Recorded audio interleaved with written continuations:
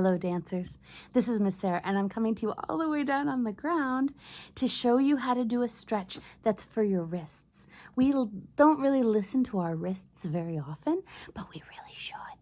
And if we are very smart about our bodies, then we can learn quite a lot just by feeling our body moving and feeling our weight.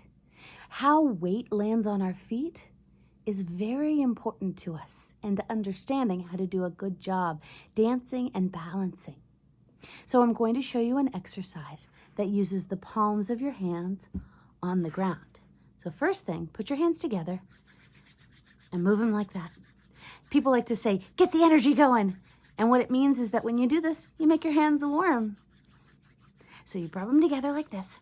And now we're going to stand up and keep our knees straight, and you're going to see only my feet and my hands.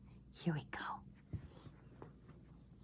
Keep your feet on the ground and put your hands on the ground too. When we do this, we've got 4 legs. 1, 2, 3, 4.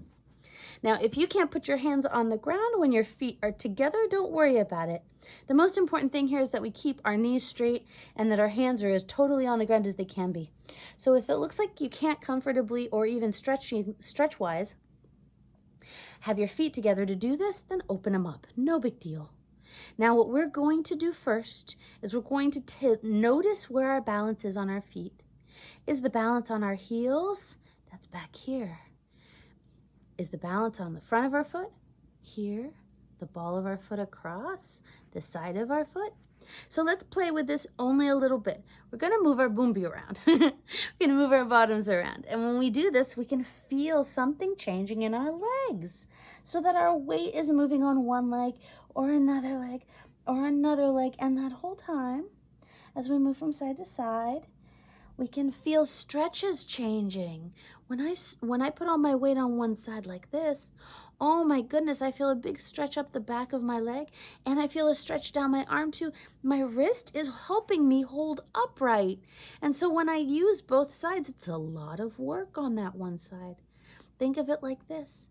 When you're balanced right in the middle, both sides of your body are doing the same amount of work. They're doing the same amount of holding you up.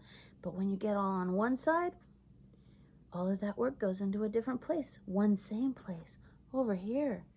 And then that's harder for you because all of the work is in one place instead of shared.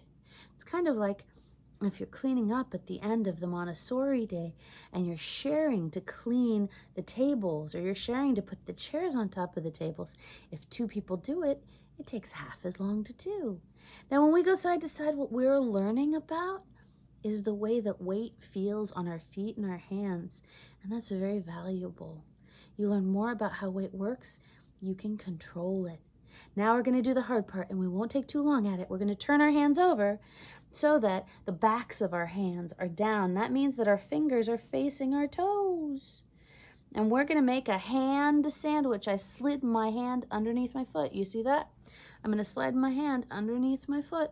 I'll show you one more time. I'm going to slide my hand underneath my foot.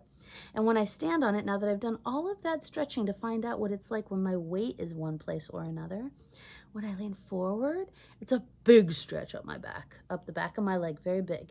And then when I lean back, it's a big stretch up on my wrists. I stretch forward, I stretch back. I lean forward, I lean back. And at the end of it, you have your palms, your fists, and your wrists, and you can be, nay, a little horse.